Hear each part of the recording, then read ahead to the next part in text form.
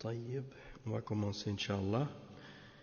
إن الحمد لله نحمده ونستعينه ونستغفره ونعوذ بالله من شرور أنفسنا ومن سيئات أعمالنا من يهده الله فلا مضل له ومن يضلل فلا هادي له وأشهد أن لا إله إلا الله وحده لا شريك له وأشهد أن محمدا عبده ورسوله يا أيها الذين آمنوا اتقوا الله حق تقاته ولا تموتن إلا وأنتم مسلمون يا أيها الناس اتقوا ربكم الذي خلقكم من نفس واحدة وخلق منها زوجها وبث منهما رجالا كثيرا ونساء واتقوا الله الذي تساءلون به والأرحام إن الله كان عليكم رقيبا يا أيها الذين آمنوا اتقوا الله وقولوا قولا سديدا يصلح لكم أعمالكم ويغفر لكم ذنوبكم ومن يطع الله ورسوله فقد فاز فوزا عظيما أما بعد إن خير الكلام كلام الله وخير الهدي هدي محمد صلى الله عليه وسلم وإن شر الأمور محدثاتها وكل محدثة بدعة وكل بدعة ضلالة وكل ضلالة في النار أما بعد. On commence donc aujourd'hui notre cours numéro 116 dans la lecture du tafsir de Surat al-Baqarah de Cheikh Salih al-Fawzan hafizahullah ta'ala. Et on commence aujourd'hui l'explication de nouveaux versets, les versets 203 à 207. Et dans ces versets, on va les lire ensemble et on va lire la traduction. Après, on va commencer l'explication. Donc,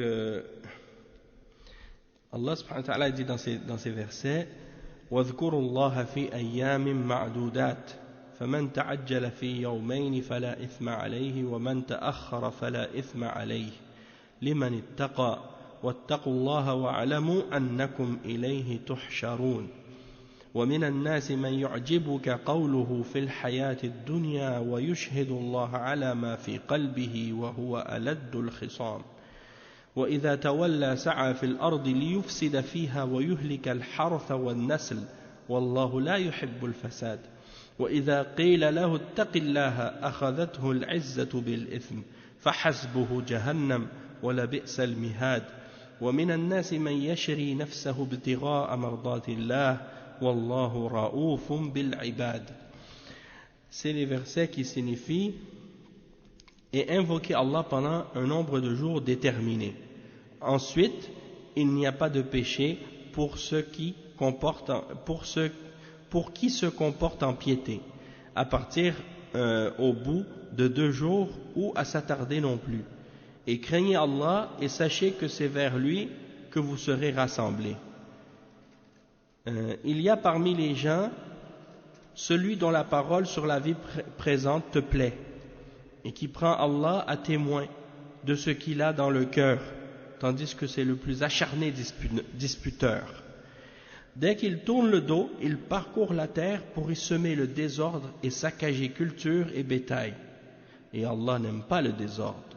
Et quand on lui dit « Crains Allah », l'orgueil criminel s'empare de lui. L'enfer lui suffira. Et quel mauvais lit, certes.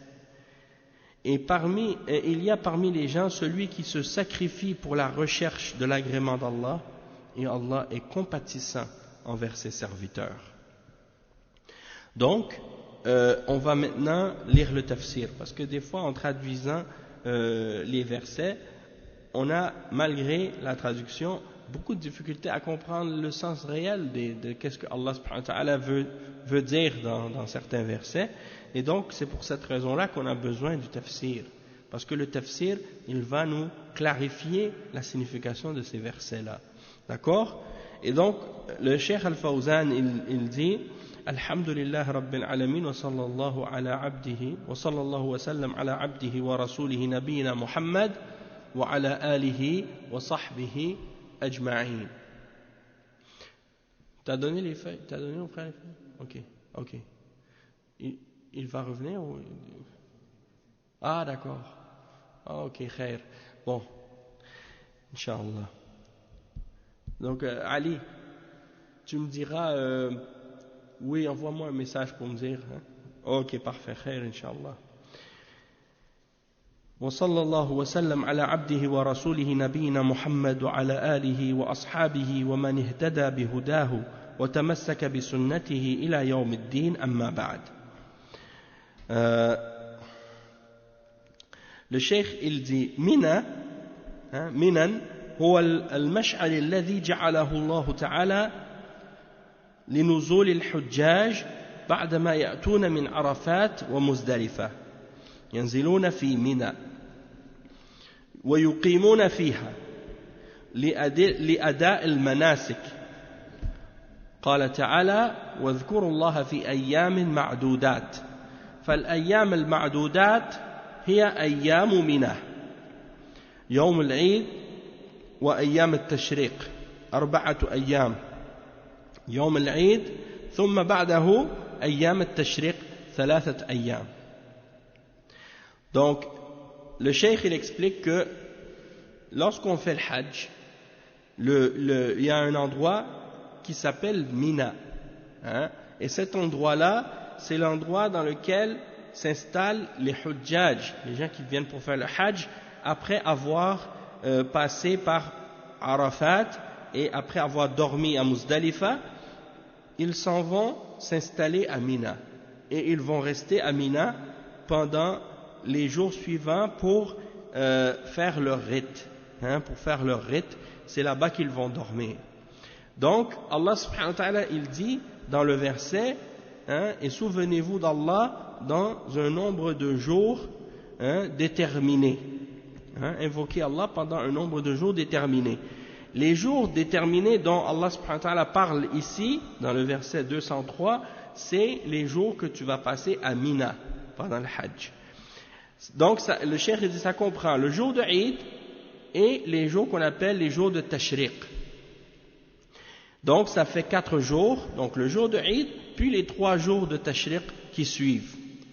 Et le cheikh il explique, il dit في هذه الأربعة أيام تؤدى مناسك عظيمة وأداؤها ذكر الله وأداؤها ذكر لله سبحانه وتعالى. Donc pendant ces 4 jours il y aura des rites très importants qui vont être mis en application et l'établissement de ces rites fait partie du rappel d'Allah. Donc on établit ces rites pour se souvenir d'Allah et pour se rappeler d'Allah et pour invoquer Allah, pour glorifier Allah. Et donc le cheikh dit وقوله واذكروا الله في أيام معدودات أي أدوا هذه الأيام بقية مناسك الحج. أدوا في هذه الأيام بقية مناسك الحج وذلك برمي الجمار وجمرة العقبة يوم العيد والجمار الثلاث بعد يوم العيد. فرمي الجمار ذكر لله سبحانه وتعالى وعبادة لله ولذلك تكبر الله على كل حصى كل حصاة ترمي بها الجمرة تكبر ترفع يدك وتكبر ولهذا يقول صلى الله عليه وسلم إنما جعل الطواف بالبيت والسعي بين الصفا والمروة ورمي الجمار لإقامة ذكر الله عز وجل. رواه البيهقي في شعب الإيمان من حديث عائشة رضي الله عنها. Donc le cheikh il explique que lorsque Allah subhanahu wa ta'ala dit et invoquer Allah dans des jours déterminés, c'est les jours qui, c'est-à-dire les jours que tu vas passer à Mina, les jours dans lesquels tu vas appliquer les rites les plus importants, hein, les rites parmi, ou pas les plus importants, mais parmi les rites les plus importants du Hajj. Donc il y a par exemple Rami al-Jimar, tu vas aller lancer les pierres sur les 3, hein, sur les jamarat, le jour de Eid, Jamrat al-Aqaba et les 3 jimar, les trois comment on dit en français, al-jimar, je ne sais pas, mais c'est l'endroit où tu vas pour lancer les pierres. Après le jour de Eid, il y a les 3 autres, tu vas faire les 3 autres les jours suivants. Le cheikh, il explique que le fait de lancer les pierres sur les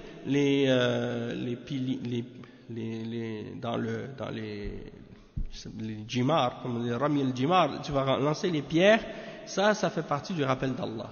C'est une adoration que tu fais, tu adores Allah en le faisant. C'est-à-dire que chaque pierre que tu vas lancer, les 7 pierres que tu vas lancer, tu vas les lancer en disant Allahu Akbar. Tu fais le takbir pour chaque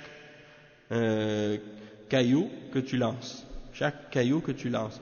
Donc tu vas dire Allahu Akbar. Donc ça c'est une adoration, c'est un rappel d'Allah. Et il mentionne un hadith qui est rapporté par Al-Bayhaqi dans Shu'ab al-Iman, selon Aïcha, radiyallahu anha, que le prophète sallallahu alayhi wa sallam a dit que at-tawaf que tu fais, le fait de tourner autour de la Kaaba, et as-sa'i que tu fais entre as-Safa wal Marwa, et le fait de lancer les pierres ou les cailloux, ça fait partie du rappel d'Allah.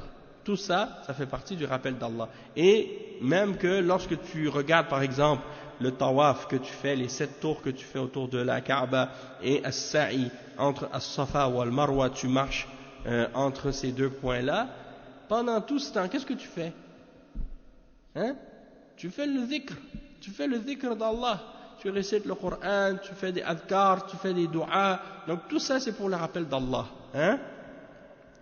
Et le cheikh il dit فأنت حينما ترمي الجمار تذكر الله سبحانه وتعالى بالقول وبالفعل. بالقول تكبر وبالفعل ترمي الجمار عبادة لله سبحانه وتعالى. وليس الذي يرمى هو الشيطان كما يعتقد بعض العوام أو الكثير من العوام. فالعبادات كلها في الحقيقة هي إغاظة للشيطان بلا شك، ومنها رمي الجمار، ولكن ليس هو المقصود. المقصود هو ذكر الله سبحانه وتعالى. ولذلك يغلطون الذين يقولون نرمي الشيطان الكبير والشيطان الصغير والأوسط. هذا غلط، هذا ما أنزل الله به من سلطان. وإنما نقول نرمي الجمار طاعة لله سبحانه وتعالى. Donc le cheikh il dit, lorsque tu lances les pierres, les cailloux, au jamarat, l'endroit qu'on appelle en arabe al-jamarat, ça c'est pour le rappel d'Allah.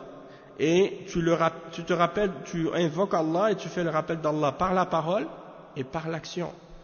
Par la parole en disant Allahu Akbar, et par l'action en lançant les pierres et les cailloux, en lançant les cailloux, et ça c'est une adoration que tu fais pour Allah subhanahu wa ta'ala. Et il dit que le but de ça, c'est pas de lapider le diable comme certains. Ils disent, tu vas aller dans... Non, ils disent ça. Ils disent, tu t'en vas là-bas, tu vas lapider le shaitan. Non. Ils disent ça. Il y a beaucoup de gens parmi le commun des musulmans qui pensent que ça, c'est pour lapider le shaitan. Il dit, en réalité, non, c'est pas ça. Il dit, toutes les adorations qu'on fait, c'est quelque chose qui enrage le shaitan. Il n'y a pas de doute là-dessus.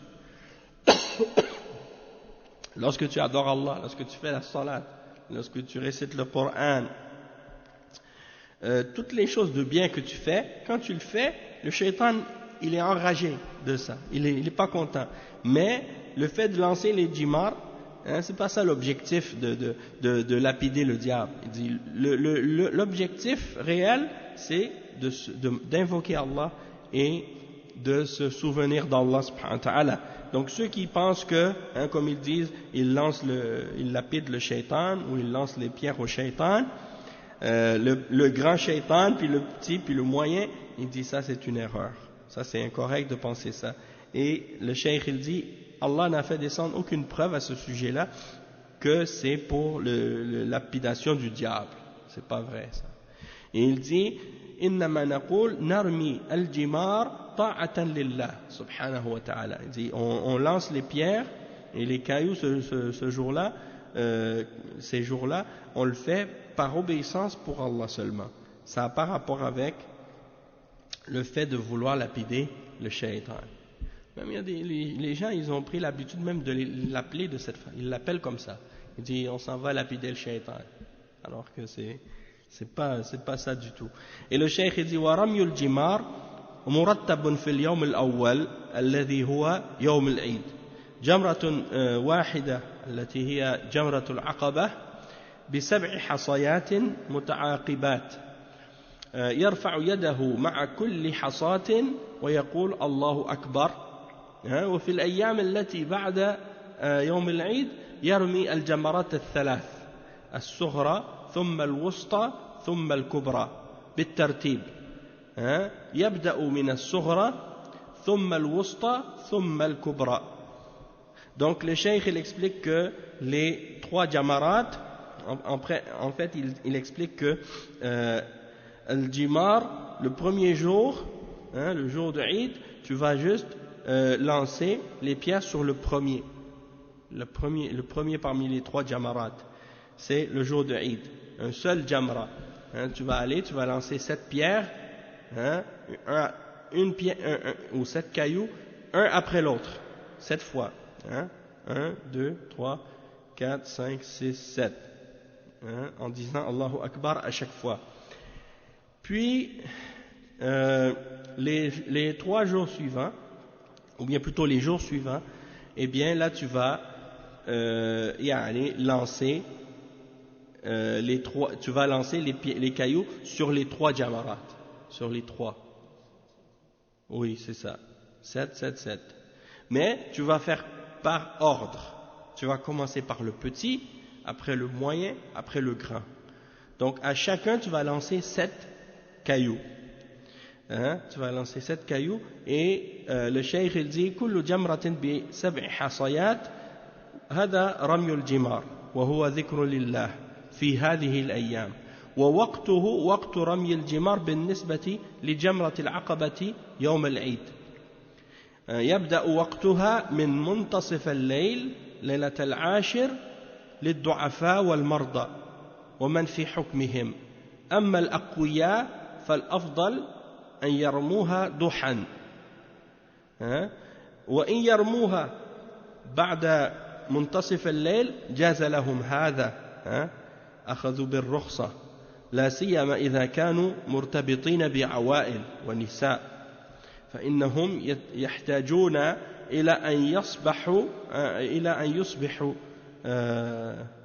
أن يصحبوا الضعفاء فإنهم يحتاجون إلى أن يصحبوا الضعفاء وأن يرموا معهم لا بأس بذلك من منتصف الليل إلى غروب الشمس كل هذا وقت رمي الجمرة جمرة العقبة.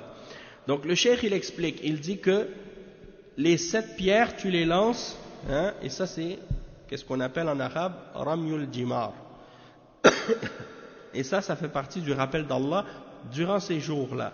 Et ça, le temps pour le faire, parce qu'il y a des temps dans la charia par rapport à ça, quand est-ce que tu dois le faire. Et en ce qui concerne les Jamrat al-Aqaba, le jour de Eid, le temps pour lancer les cailloux sur al-Jamarat, ça commence à partir du milieu de la nuit, de la 10e nuit du mois de Dhul Hijjah. Mais ça c'est une permission spéciale pour les gens qui sont faibles et pour les gens qui sont malades ou les gens dans cette catégorie-là, les personnes âgées. Eux, ils peuvent aller au milieu de la nuit pour aller lancer les cailloux parce que pendant la nuit, en général, il y a moins de monde et c'est moins fatigant. Donc tu vas aller à partir du milieu de la nuit pour faire ça. Et sinon, si quelqu'un il est en forme, qu'il est fort, alors lui, le mieux pour lui, c'est d'y aller en après-midi. D'y aller en après-midi, ou bien, disons, vers l'heure du midi, il part là-bas. Ou bien plutôt en matinée. En matinée. Duhan, c'est la matinée. Donc, de partir en matinée. C'est ça qui est plus correct. Pour les personnes qui sont en forme et en bonne santé, ils partent en matinée pour le faire. Il dit, Toutefois, si quelqu'un le fait après la moitié de la nuit, c'est correct. Wa alaykum salam wa rahmatullahi wa barakatuh. Donc si quelqu'un, par exemple, il le fait au milieu de la nuit, il prend la permission, c'est correct. Surtout s'il est relié avec, s'il est attaché à des familles, par exemple. Quelqu'un, il va aller avec sa femme, avec ses enfants, avec des personnes âgées, des choses comme ça. Et il faut qu'il les accompagne parce qu'ils sont pas forts, ou ils sont faibles, ou ils sont malades, ou des choses comme ça. Il n'y a pas de mal dans ce cas-là pour lui de profiter pour lancer les jamarats à partir du milieu de la nuit jusqu'au coucher de soleil. Il a le temps de faire le lancer des cailloux pour les jamarats.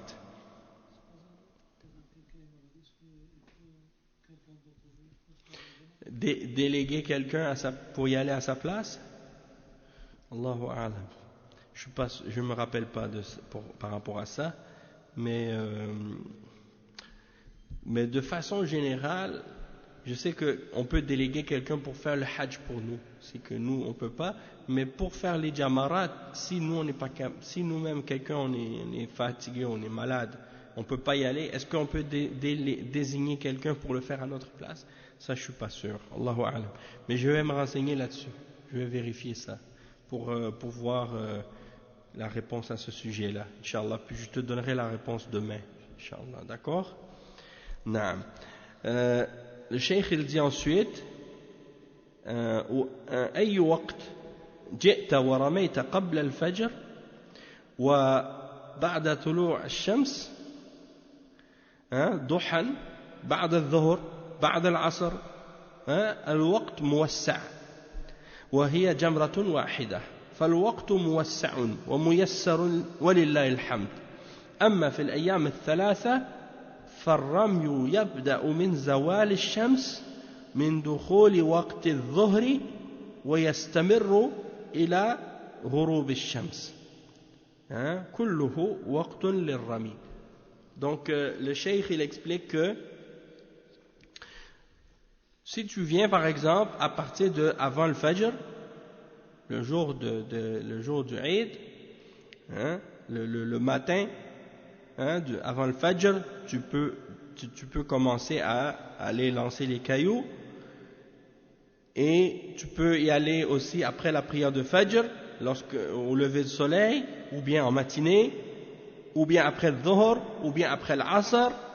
Tu as le temps, le temps il est large, il n'y a pas de problème. Et ça c'est ça c'est une seule jamara. Le premier jour, le jour de Eid, c'est une seule jamara. Quand je dis le jour de Eid, c'est-à-dire le lendemain matin, là. Il dit, tandis que pour les 3 autres jours, c'est le temps il commence à partir du zénith, c'est-à-dire quand le soleil atteint le point le plus élevé dans le ciel, c'est-à-dire au temps de la prière de Dhuhr. Et il continue jusqu'au coucher de soleil. Tu as donc toute la journée à partir du Dhuhr pour aller lancer les 3 jamarats. D'accord? Et il dit بعد الظهر بعد العصر كله وقت للرمي ممتد وإذا احتجت إلى الرمي بعد الغروب لا بأس من أجل الزحام والخطر فلا بأس أن ترمي بعد الغروب في اليومين 11 و12 لا بأس أن ترمي بعد الغروب إذا احتجت إلى ذلك. Donc le cheikh il dit, donc après le Dhuhr, après l'Asr, tout ce temps-là c'est le temps que tu peux aller pour lancer les jamarats. Donc le temps il est étendu. Et il dit, si jamais tu as besoin d'aller lancer les jamarats après le Maghreb, parce qu'il y a trop de monde, il y a trop de monde et c'est dangereux, que tu préfères y aller après le Maghreb, dans ce cas-là, dans ces 2 jours-là, il n'y a pas de problème. Le 11e et le 12e jour, tu peux aller lancer les jamarats, même après le Maghreb, si tu as besoin de le faire après le Maghreb. Le cheikh il dit, لكن إذا رميت بالنهار لا شك أنه أحسن وأفضل وإنما الرمي بعد المغرب رخصة للمحتاج. أو الذي لا يستطيع الزحام هذا وقت الرمي في وقت العيد وفي أيام التشريق وفي أيام التشريق طواف الإفاضة وهو طواف الحج والسعي بين الصفاء والمروة الذي هو سعي الحج وهذا من ذكر الله في أيام التشريق. Donc le cheikh il dit mais si tu vas pour faire lancer les jamarat, les cailloux de jamarat pendant le jour, c'est mieux. C'est mieux d'y aller le jour que d'y aller après le maghrib. Et si tu vas après le maghrib, ça c'est une permission spéciale qui a été donnée pour les gens qui sont dans le besoin. Hein, parce qu'ils ne peuvent pas endurer les foules, hein, les masses, quand il y a trop de monde. Hein, donc ça c'est le temps dans lequel tu peux lancer les jamarat, le jour de Eid et les jours de Tashriq. Et il dit que dans les jours de Tashriq, il y a aussi Tawaf al-Ifada, c'est-à-dire le Tawaf relié au Hajj. Tawaf al-Ifada, c'est le Tawaf du Hajj. Et il y a aussi le Sa'i du Hajj, entre As-Safa ou Al-Marwa. Hein? Et dans tout ça, il y a le rappel d'Allah et le fait d'invoquer Allah pendant les jours de Tashriq. Il dit وطواف الإفاضة يبدأ وقته من منتصف الليل ليلة العاشر وأما آخر وقته فلا حد له يجوز أن تطوف يوم العيد وأن تطوف بعد يوم العيد في أيام التشريق وطواف بعد أيام التشريق في آخر الشهر ولكن كلما بادرت فهو أفضل وأكمل والسعي بعد الطواف لأن النبي صلى الله عليه وسلم إنما سعى بعد الطواف فيسعى بعد الطواف. Donc le cheikh il explique que le tawaf al-ifada, c'est-à-dire le tawaf qui est relié au hajj que tu fais pendant ces jours-là, il dit il commence à partir du milieu de la nuit dans la 10e nuit. Hein, en fait, il n'y a pas de dernier temps pour le faire. Il n'y a pas de limite de temps pour le faire. Il dit qu'il est permis de faire le tawaf al-ifada le jour de Eid, hein, ou bien de le faire après c'est-à-dire tu fais le tawaf al-ifada après le jour de Eid, pendant les jours de Tashriq, après les jours de Tashriq, à la fin du mois, hein, tu peux le faire. Mais le mieux c'est de le faire le plus tôt possible. C'est ça qui est le mieux et c'est ça qui est le plus parfait. Et le sa'i, tu le fais après le tawaf. Parce que le prophète sallallahu alayhi wa sallam, il faisait toujours le sa'i après avoir fait le tawaf. Et donc pour dire que les deux sont reliés. Le sa'i avec le tawaf. Et il dit وَمِن ذِكْرِ اللَّهِ فِي أَيَّامِ التَّشْرِيقِ الْبَقَاءُ فِي مِنَى وَالنُّزُولُ فِي مِنَى لَيْلًا وَنَهَارًا يصلي فيها الصلوات الخمس كما فعل النبي صلى الله عليه وسلم أما المبيت في الليل فهو واجب من واجبات الحج أما البقاء فيها في النهار فهو سنة وفضيلة فكونك تمضي كل أيام التشريق ليلا ونهارا في منى فهذا أفضل وأكمل وتصلي فيها الصلوات الخمس هذا أفضل وأكمل وأما المبيت فيها فهو واجب من واجبات الحج ولا يسقط إلا عن المعذور أما المستطيع فيجب عليه المبيت في منى ومن ذكر الله. Donc le cheikh il explique un autre point important, c'est que parmi les choses qui ont rapport avec le fait d'invoquer Allah et de se rappeler d'Allah dans les jours de Tashriq, il y a le fait de rester à Mina et de rester à Mina le jour et la nuit pour y faire les 5 prières par jour, comme le prophète sallallahu alayhi wa sallam le faisait. Mais en ce qui concerne le fait de passer la nuit à Mina et de dormir à Mina, ça c'est une obligation parmi les obligations du Hajj. Mais de rester à Mina pendant le jour, c'est pas une obligation, mais c'est une sunna, et c'est quelque chose qui est meilleur. Hein? Donc, le fait de passer tous tes jours et toute la nuit à Mina, ça c'est qu'est-ce qu'il y a de meilleur. Tu fais tes 5 prières à Mina, ça c'est qu'est-ce qui est le plus complet, le plus parfait. Mais dormir à Mina, ça c'est obligatoire. Et cette obligation-là, elle ne tombe pas, excepté pour celui qui a une excuse. Tandis que celui qui est capable, il est obligatoire pour lui de dormir à Mina.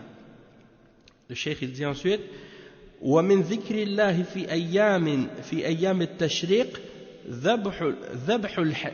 ذبح الهدي والأضاحي والتقرب إلى الله بذبح الهدي سواء كان واجبا أو مستحبا فإن وقت ذبحه في يوم العيد وأيام التشريق 4 أيام كلها أيام للذبح يوم العيد و3 أيام بعده 11 و12 و13 هذه كلها أيام ذبح الهدي والأضاحي ويستحب أن يأكل منها وأن يطعم ويتصدق منها قال صلى الله عليه وسلم أيام التشريق أيام أكل وشرب وذكر الله ولذلك يحرم صيامها ويحرم صيام أيام التشريق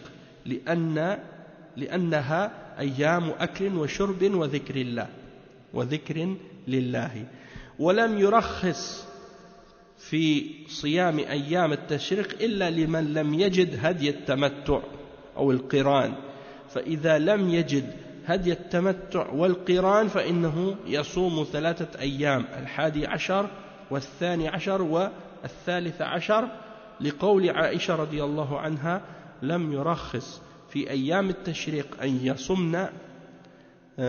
يصمنا إلا عن دم متعة أو قران الله جل وعلا يقول والبدن جعلناها لكم من شعائر الله لكم فيها خير فاذكروا اسم الله عليها صواف فإذا وجبت جنوبها فكلوا منها وأطعموا القانع والمعتر ويقول جل وعلا ليشهدوا منافع لهم ويذكروا اسم الله في أيام معلومات على ما رزقهم من بهيمة الأنعام فكلوا منها وأطعموا البائس الفقير. Donc le cheikh il explique que parmi les choses qui font partie du rappel d'Allah, il y a aussi pendant les jours de Tashriq le fait de faire le sacrifice de l'offrande ou des sacrifices le jour de Eid, à partir du jour de Eid, les jours de Tashriq. Et le cheikh il dit que tu te rapproches d'Allah en faisant ce genre de sacrifice et d'offrande. Peu importe que ce soit une offrande qui est obligatoire ou recommandée. Le temps pour faire ce sacrifice, c'est le jour de Eid et les jours de Tashriq. 4 jours. Tous ces jours-là sont des jours dans lesquels tu peux faire ton sacrifice.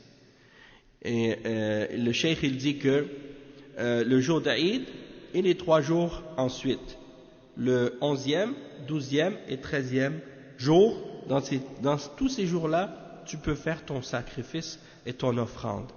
Et il est recommandé d'en manger une partie et de nourrir avec une autre partie les gens, et une autre partie tu donnes en sadaqa. Tu peux donner en sadaqa de la viande. Et le prophète sallallahu alayhi wa sallam a dit dans le hadith qui est rapporté par Muslim que les jours de Tashriq sont des jours de nourriture, des jours pour manger, des jours pour boire et des jours pour faire le rappel d'Allah et invoquer Allah. Donc il est interdit de les jeûner. Il est interdit de les jeûner ces jours-là, parce que ce sont des jours dans lesquels on mange et dans lesquels on fait le rappel d'Allah et on invoque Allah. Et le prophète sallallahu alayhi wa sallam n'a pas permis de les jeûner, excepté pour celui qui n'avait pas de sacrifice ou d'offrande à faire. Il n'a pas trouvé d'offrande.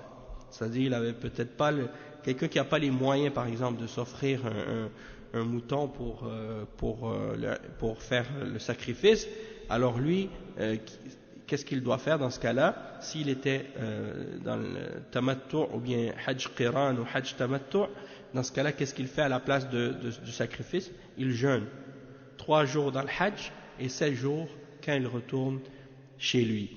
Donc, en tout, ça fait 10 jours. Et les 3 jours qu'il va jeûner, il est permis pour lui de jeûner ces 3 jours-là, le 11e, le 12e et le 13e.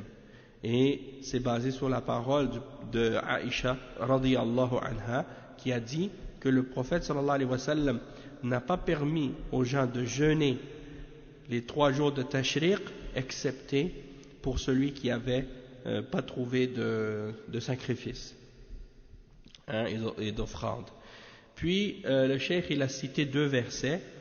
Le premier verset c'est le verset 36 et l'autre c'est le verset 28 dans Surat Al-Hajj. Donc on va lire ces 2 versets là dans Surat Al-Hajj. Le premier qu'il a lu c'est le verset 36 dans lequel Allah subhanahu wa ta'ala dit prononcez sur eux, il dit et nous avons désigné les chameaux et les vaches bien portants pour certains rites établis par Allah. Il y a en eux pour vous un bien. Prononcez donc sur eux le nom d'Allah quand ils ont eu la patte attachée, prête à être immolée, puis lorsqu'ils gisent sur leur flanc, mangez-en, nourrissez-en le besogneux discret, le discret, la personne qui est dans le besoin et qui est discrète, et le mendiant. Ainsi, nous vous les avons assujettis afin que vous soyez reconnaissants. Le verset numéro 28 que le cheikh a cité par la suite, il dit pour participer aux avantages, pour être témoin des bienfaits qui leur a été accordé et pour invoquer le nom d'Allah au jour fixé sur les bêtes. Il dit fi ayyam ma'lumat ala ma razaqahum min bahimatil an'am. Donc le cheikh il cite ce verset dans lequel Allah subhanahu wa ta'ala dit pour participer aux avantages, ou qu'ils soient témoins des bienfaits qui leur a été accordé et pour invoquer le nom d'Allah au jour fixé sur les bêtes, les animaux de bétail, les bétails qu'ils ont et qu'il leur attribue, qu'il leur a attribué, c'est-à-dire que Allah leur a attribué, et il dit mangez-en vous-même et faites-en manger le pauvre misérable, celui qui n'a pas d'argent ou qui n'a pas de nourriture.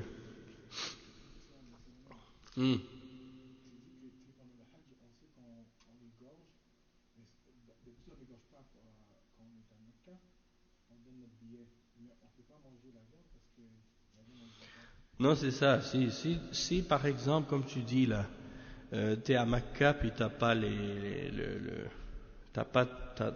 égorgé toi-même ton mouton ou ton animal, c'est sûr que dans ce cas-là, tu ne pourras pas en manger et que tu ne vas pas en donner à quelqu'un. Mais dans ce cas-là, tu es excusé. Tu vois? C'est parce que moi, je me rappelle à l'époque où ils ont commencé à faire ce système avec les coupons et tout là. À l'époque, c'était pas comme ça. Les gens, il y avait des moutons, puis tu achetais ton mouton, puis tu pouvais l'égorger toi-même. Le problème, c'est que les gens qui sont là-bas à Mina, étant donné qu'ils n'ont pas avec eux, en général, ils n'avaient pas amené avec eux rien pour garder la viande. Alors, ils ne savaient plus quoi faire avec. Puis, plein de viande était laissée, abandonnée ou gaspillée, comme ça. Parce que les gens, ils égorgent leur mouton, puis après, ils le laissent. Alors, des fois, ils ils n'avaient pas d'endroit pour les entreposer ou pour les garder au frais ou pour les couper et tout. Donc, c'était du gaspillage pour rien. Alors, les gens, ils ont pensé à faire ça avec ce système de coupons-là pour pouvoir faire en sorte que la viande ne soit pas perdue et gaspillée inutilement. Eux, c'est ça, eux, ils s'en occupent puis ils la donnent. Mais bon, si par exemple, toi, tu trouves un mouton que tu achètes puis que tu l'égorges toi-même puis que tu le sépares et tu le donnes, tu en fais une partie pour toi si tu es capable, si tu as ce qu'il faut pour cuisiner, bon, ça c'est correct, c'est sûr que c'est ça qui est l'idéal. Mais aujourd'hui, ce ne sera pas possible, tu vois. Wallahi, je ne sais pas, parce que moi, depuis le temps, moi c'était en 95, 96 que je l'avais fait. Puis à l'époque, oui, il y avait les moutons, tu pouvais le faire toi-même. Mais depuis, je sais que ça a changé, mais moi je suis jamais retourné faire le hajj depuis. Donc, je pourrais pas te dire, mais il faudrait demander aux frères qui vont régulièrement, ils pourraient donner l'information. Ah d'accord. Donc maintenant c'est ça, ils donnent à tout le monde des coupons. Ah d'accord. Donc c'est ça. Mais c'est pour éviter les problèmes. Puis aussi, c'est aussi pour les questions d'hygiène. Oui, parce qu'il y avait beaucoup de saleté, puis de déchets. Les gens, ils jettent les pots, ils jettent la viande par terre, les mouches, hein, et tout. Donc, tu vois, puis les gens tombaient malades aussi, parce que des fois, ils prenaient de la viande, mais elle pourrissait ou bien devient avec la poussière et la chaleur, tu sais, parce que là-bas, c'est pas comme l'hiver, là, comme ici, la neige. Hein. Oui, pas 1 million, 2, 3 millions de personnes. Donc c'est une grosse quantité, tu vois. Donc c'est mieux comme ça, wallahu a'lam, yani. Je pense que maintenant c'est comme tu dis là, ils le font que avec les coupons là. Le cheikh il dit ensuite وبهيمة الأنعام هي الإبل والبقر والغنم وتجزئ الشاة الواحدة عن واحد والبدنة وهي البعير والبدنة وهي البعير عن 7 والبقرة عن 7 فهذا من ذكر الله في أيام التشريق. Donc le cheikh il dit que les animaux qu'on appelle bahimatul an'am, ça là c'est les animaux de bétail. Et on calcule dans ça les chameaux, les vaches, les moutons. Ça c'est les animaux qu'on appelle bahimatul an'am.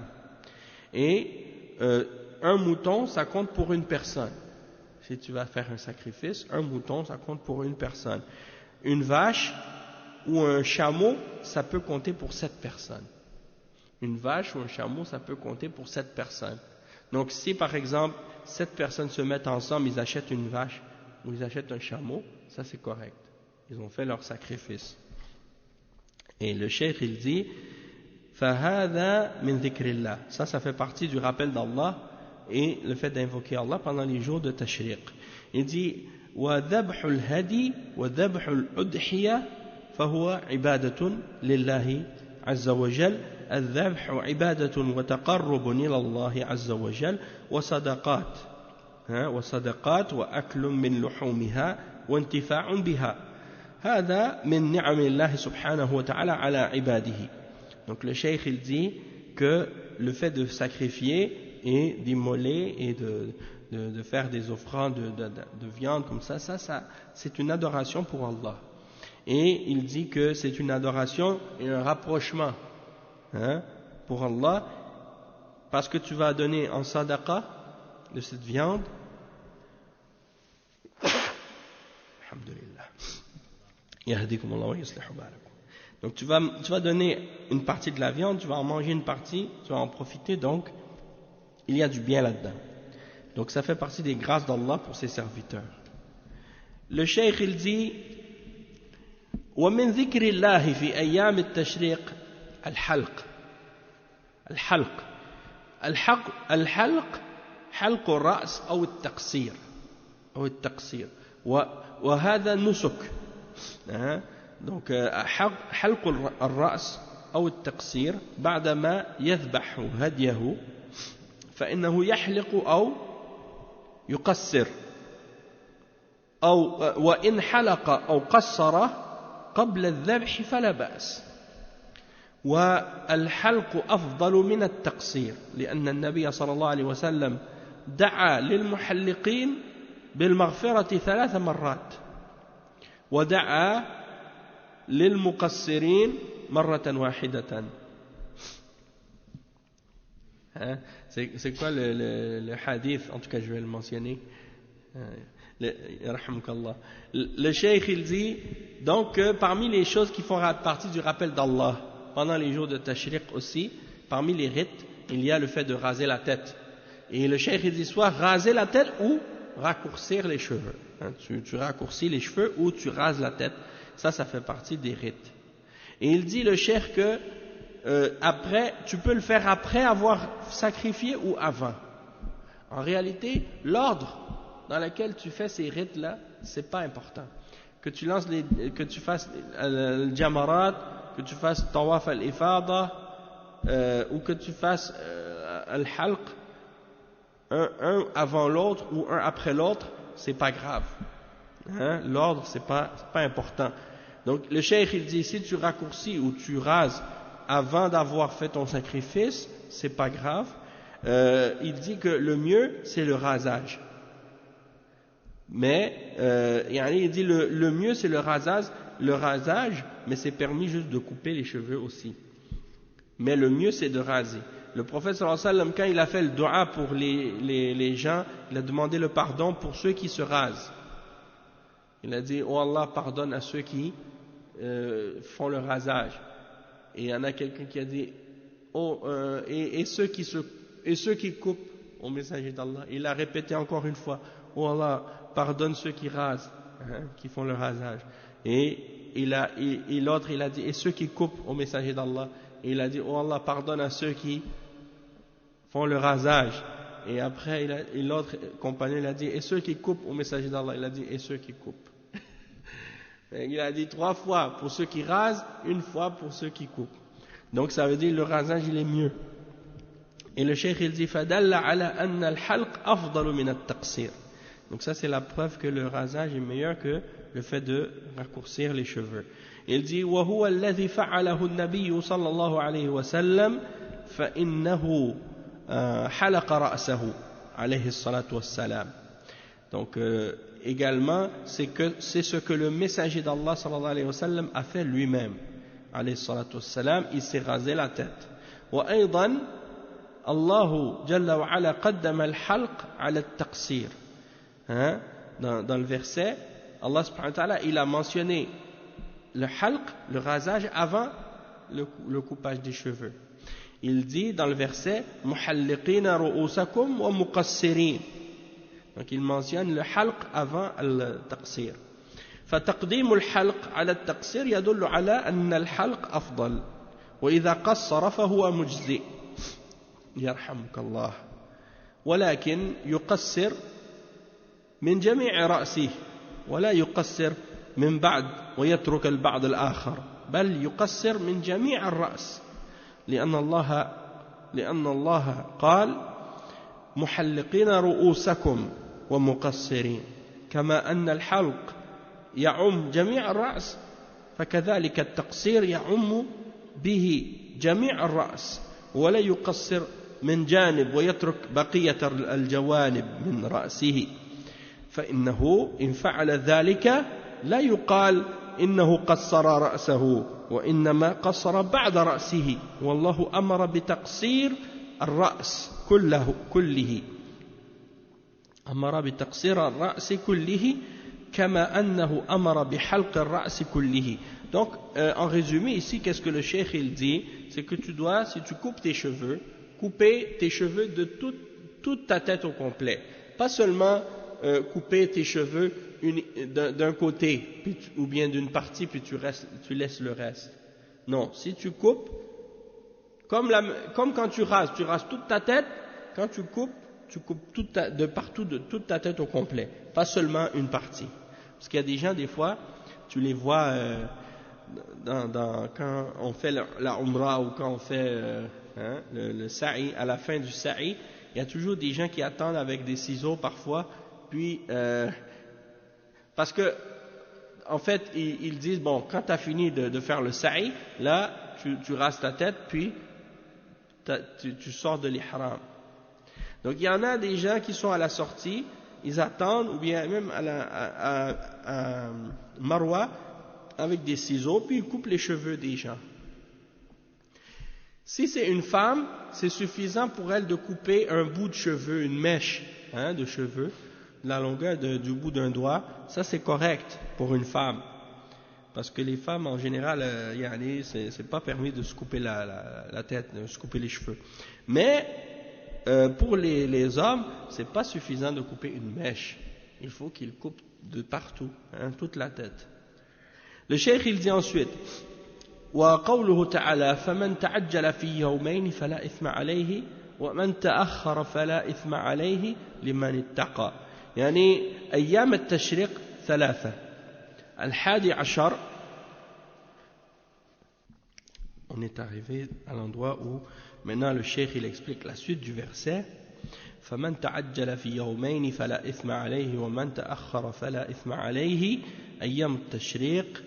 On a dit donc dans ce verset, sur le verset 203 dans Surat Al-Baqarah, Allah subhanahu wa ta'ala il dit invoquer Allah pendant les nombres déterminés, les nombres de jours déterminés. Ensuite, il n'y a pas de péché pour qui se comporte en piété à partir au bout de 2 jours ou à s'attarder non plus. C'est-à-dire que tu peux rester 2 jours ou tu peux rester 3 jours. Et si tu restes 3 jours, c'est mieux. Mais si tu restes 2 jours, ça c'est le minimum obligatoire. Mais le cheikh il va l'expliquer ça. Donc il dit, il n'y a pas de mal pour celui qui veut فَمَنْ تَعَجَّلَ فِي يَوْمَيْنِ, celui qui partit après 2 jours, il n'y a pas de péché pour lui. Et celui qui veut s'attarder et rester plus, il n'y a pas de péché non plus pour lui, il n'y a pas de mal pour lui. Et on va lire l'explication. Qu'est-ce que ça veut dire? Pourquoi Allah dit dans ce verset-là, pas de péché sur lui? Donc il explique, le cheikh, que les jours de Tashriq sont 3. Le 11e jour de Dhul Hijjah, le 12e jour de Dhul Hijjah et le 13e jour de Dhul Hijjah. Le cheikh il dit من استكمل هذه الثلاثة وجلس في منى ورمى الجمرات في هذه الأيام الثلاثة فهذا أكمل. Celui qui est resté pendant ces 3 jours, le 11, le 12 et le 13, il a complété ces 3 jours, il reste à Mina, il va lancer à chacun de ces jours-là les cailloux au Jamarat. Ça c'est qu'est-ce qui est il a fait ce qui est parfait, il a fait ce qui est complet. وهذا الذي فعله الرسول صلى الله عليه وسلم وهذا الذي تأخر. يعني استكمل 3 أيام مبيتا في منى ليلة 11 وليلة 12 ورمي الجمار في الأيام 3. أما ليلة 13 فإنه ينتهي الحج ولا يبيت في منى على أنه نسك. أما إذا بات على أنه ليس نسكا فلا بأس. أما أنه يعتقد أنه نسك فلا. المبيت يكون في ليلتين، ليلة 11 وليلة 12 وليلة 13 فالمبيت 3 أيام. لكن ليلة 14 هذه ليست من أيام التشريق ولا من ليالي أيام التشريق. Donc le cheikh il explique que donc tu complètes les 3 jours si tu veux faire ce qui est parfait, comme le prophète sallallahu alayhi wa sallam l'a fait lui-même. Il est resté les 3 jours et il dit que il complète les 3 jours et il dort à Mina la 11e nuit, la 12e nuit et la 13e nuit, il lance les jamarat, pas la 3e nuit, mais la 3e journée, il lance les jimar. S'il veut dormir la 14e nuit, comme étant une nuit ordinaire qu'il décide de dormir là-bas, pas comme étant une partie du rituel, mais juste quelque chose qu'il veut faire lui, parce qu'il veut dormir là-bas, il n'y a pas de mal. Mais s'il le fait en dormant là-bas, en pensant que ça fait partie des rites du Hajj, non, ça c'est pas correct.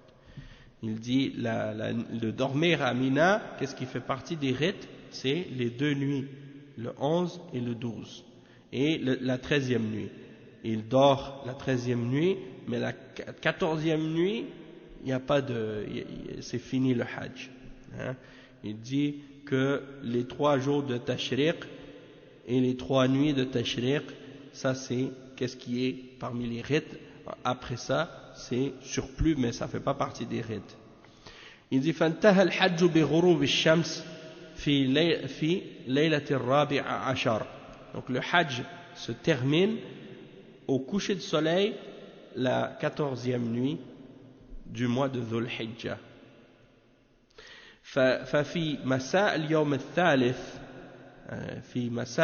الثالث عشر تنتهي أيام التشريق ولا يؤخر الرمي إذا كان متأخرا ولا يؤخر الرمي إلى بعد الغروب كما هو في الليلتين 11 و12 ولا يؤخر الرمي إلى بعد الغروب في الليلة 14 وإنما هذا في أيام التشريق فقط فمن تعجل في يومين يعني تعجل معناه أنه رمى الجمرات في اليوم 11 بعد الظهر أو بعد العصر ثم يرحل من منى قبل غروب الشمس فهذا هو المتعجل ولا حرج عليه أنه يرمي الجمرات الثلاث بعد الزوال من اليوم 12 أو بعد العصر ثم يرحل من منى ويخرج منها قبل غروب الشمس أما إذا أدركه الليل وهو لم يرحل من منى فإنه يلزمه المبيت والتأخر أفضل وهذا معنى قوله تعالى فمن تعجل في يومين فلا إثم عليه يعني اليوم 11 و12 لا كما يفهم بعض العوام أن يوم العيد داخل في أيام التشريق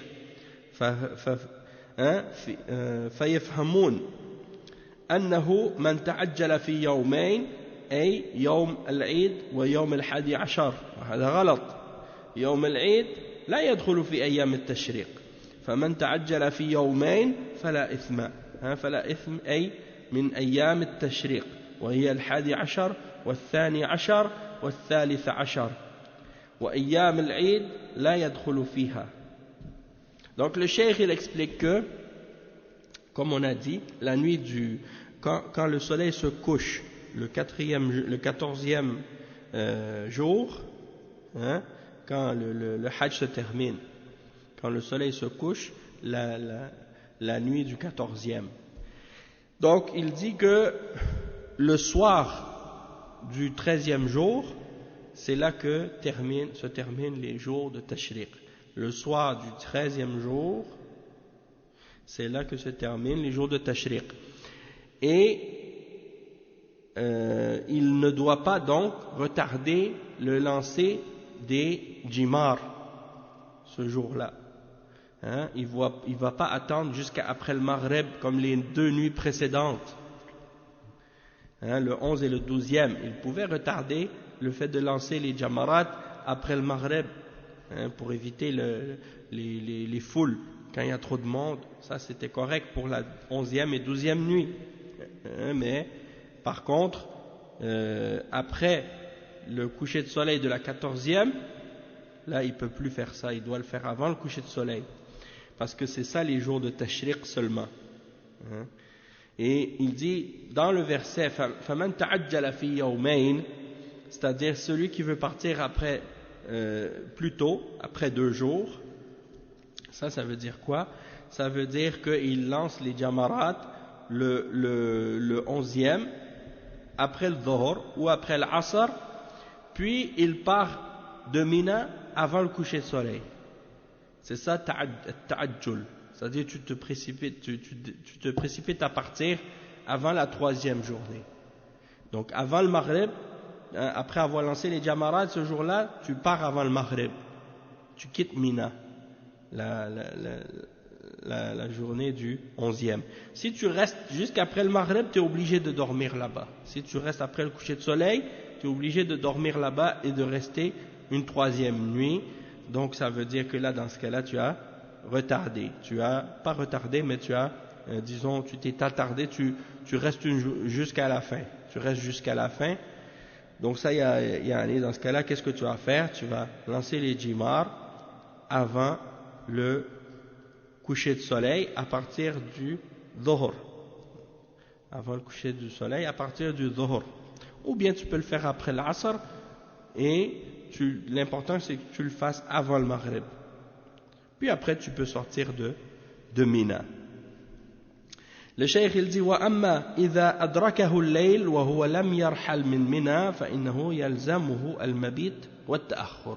Si par exemple tu n'étais pas parti la 11e nuit avant le coucher de soleil, là tu es obligé de rester une nuit supplémentaire.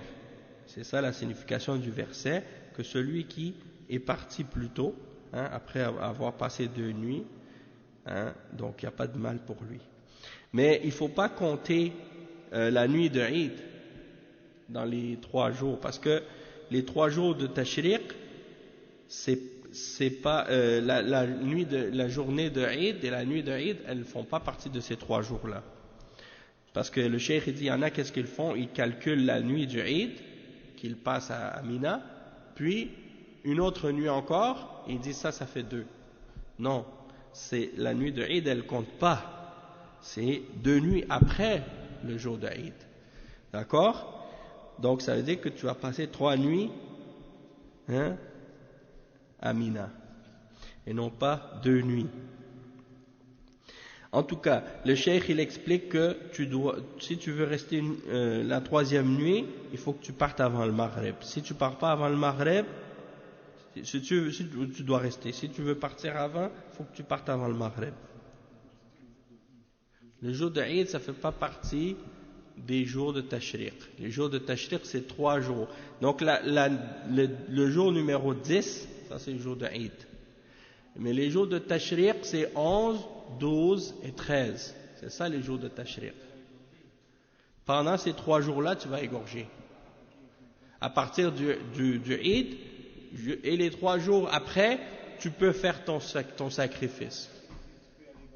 Oui, et tu vas faire ton tawaf et ton sa'i. Puis tu vas faire le rasage ou le coupage pendant ces jours-là. D'accord? نعم. Donc le cheikh il dit فمن تعجل في يومين أي من أيام التشريق وال11 وال12 وال13 ويوم العيد لا يدخل فيها. Ça, le jour de Eid, ça rentre pas dans les jours de Tashriq. لمن اتقى أي اتقى الله جل وعلا فالمؤمن يؤدي عبادته تقوى لله تعالى يتقي بها عذابه فالعبادة وقاية من عذاب الله عز وجل قال يعني الله عز وجل قال لمن اتقى الله ظاهرا وباطنا هذا هو الذي حصل على الأجر والثواب سواء تعجل أو تأخر المتقي يحصل على الأجر والثواب سواء تعجل أو تأخر أما الذي ليس عنده تقوى لله عز وجل فهذا ليس له أجر ولا ثواب خصوصا الذي يتلاعب بمناسك الحج ولا يؤديها على التمام هذا لا يتقي الله عز وجل من تقوى الله عز وجل أن تكمل المناسك وتؤديها على الوجه المطلوب الذي شرعه الله سبحانه وتعالى لأن بعض الناس يتلاعب بالحج إذا رمى الجمرة يوم العيد وكل على البقية وسافر إلى بلده هذا لا يجوز هذا لم يتق الله عز وجل هذا غير صحيح ولو أنه لم يحج لكان أحسن إذا كان لن يؤدي المناسك على الوجه المطلوب فلا يحج أما كونه يؤدي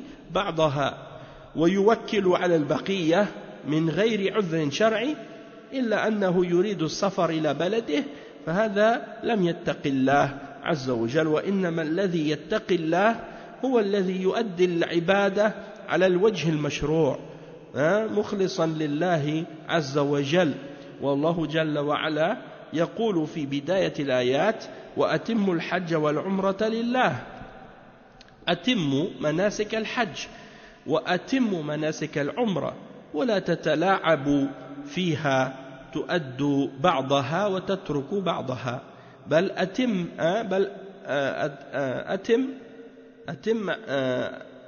أتم حجك وأتم عمرتك حتى تكون متقيا لله عز وجل وتحصل على ثواب الحج وثواب العمرة. Donc le cheikh il explique que ça c'est pour celui qui a de la piété, celui qui a de la taqwa. Et at-taqwa, le fait que le croyant il a at-taqwa, c'est-à-dire il se préserve, il cherche une protection contre le châtiment d'Allah en établissant l'adoration d'Allah, parce qu'il sait qu'en adorant Allah, Allah va le protéger de son châtiment. Donc l'adoration c'est une protection contre le châtiment d'Allah. Et ça c'est uniquement pour celui qui a at-taqwa, qui fait preuve de piété envers Allah de façon extérieure et intérieure également. C'est lui qui aura donc la récompense pour les œuvres qu'il a fait et le bien qu'il a fait. Donc peu importe qu'il soit resté 2 nuits pendant les nuits de Tashriq ou 3, il aura la récompense dans les 2 cas. Man ta'akhkhara wa man ta'ajjala. Les 2 ils auront la récompense. Mais celui qui n'a pas de piété, eh bien lui, il n'aura pas de récompense. En particulier ceux qui jouent avec les rites du Hajj. Il dit qu'ils ne le font pas comme il faut, complètement. Il y a des gens comme ça, malheureusement, le cheikh il dit, il y a des gens comme ça. Ils viennent au Hajj, puis ça ne leur dérange pas de savoir si ils ont accompli le Hajj comme il faut, de façon complète ou non. L'important pour eux, c'est juste de venir, puis après ils complètent, même pas.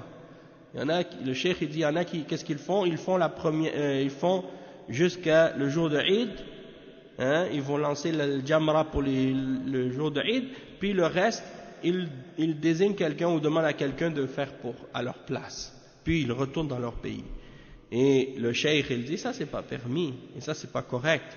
Et il dit, celui qui fait ça, il n'a pas vraiment fait preuve de piété envers Allah, parce qu'il n'a pas accompli son hajj au complet. Il dit, ça c'est pas correct, et ça aurait été mieux pour lui de ne pas faire le hajj du tout que de faire ça. S'il n'avait pas fait son hajj du tout, ça aurait été mieux pour lui que de le faire à moitié de cette façon. Donc, le cheikh il dit que si par exemple quelqu'un fait ça, il fait juste le jamra la nuit le jour il lance les jamarat le jour de Eid, puis le reste il désigne quelqu'un pour le faire à sa place sans aucune excuse légale dans la charia. Il veut juste parce qu'il veut retourner dans son pays. Il dit celui-là il n'a pas fait preuve de piété envers Allah, et il dit que celui qui a fait preuve de piété envers Allah, c'est celui qui accomplit son hajj de la manière qui a été ordonnée par Allah, avec sincérité pour Allah.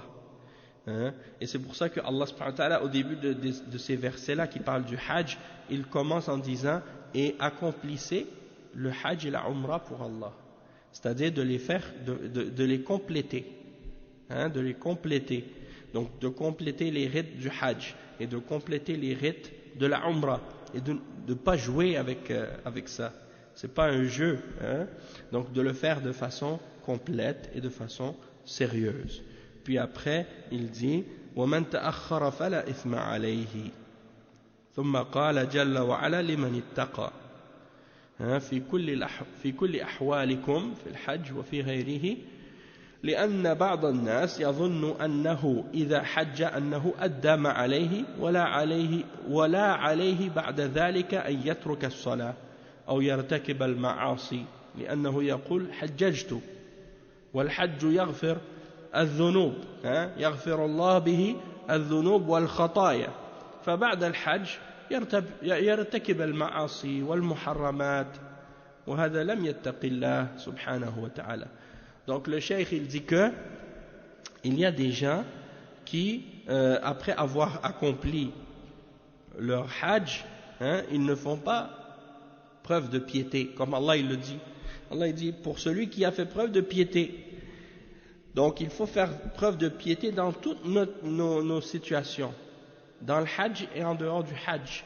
Il dit qu'il y a certaines personnes, ils pensent que ça y est, j'ai fait le hajj maintenant. Donc il se permet par la suite d'abandonner la salat, de faire des péchés.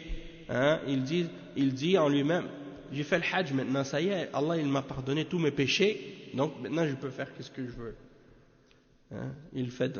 Donc il se permet même d'abandonner la salat et de faire les péchés. Et ça c'est bien entendu incorrect. C'est une erreur de penser comme ça. Parce que le cheikh il explique, il dit que quelqu'un il doit faire preuve de piété. Et s'il fait ça, après avoir fait le hajj, donc il n'a pas fait preuve de piété envers Allah.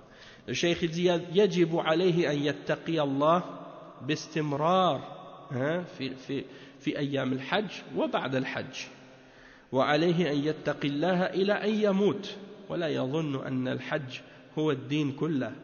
بعض الناس يظن أن الحج هو الدين كله هو الدين كله ولا يلتفت إلى بقية العبادات ويتهاون بالصلاة ولا يؤدي الزكاة ولا يصوم رمضان ويأتي للحج وهذا ليس له حج الذي لا يصلي ليس له حج. Donc le cheikh il dit il est obligatoire de faire preuve de piété envers Allah de façon permanente et continuelle dans les jours de hajj et même après le hajj. Donc il faut faire preuve de piété envers Allah jusqu'à la mort. Et donc il ne faut pas penser que le hajj c'est la religion au complet. Il y a des gens qui pensent que le hajj c'est la religion au complet et ils ne regardent pas les autres adorations obligatoires comme il va négliger la salat, il va négliger la zakat, il va négliger le ramadan et puis il vient faire le hajj. Il dit celui-là il n'a même pas de hajj de toute façon. Il dit même s'il vient faire le hajj ça ne compte pas pour lui parce qu'il ne fait pas la salat. Il dit celui qui ne fait pas la salat son hajj ne va pas être compté. Celui qui ne fait pas la salat son hajj ne va pas être compté. Donc c'est pour ça il y a des gens comme ça ils vont faire la umrah, ils vont faire le hajj puis en retournant dans leur pays ils ne vont pas continuer à faire la salat. Ils faisaient juste la salat quand ils étaient là-bas. Ça c'est pas correct. C'est juste le titre d'être hajj. Mais ça veut rien dire ça.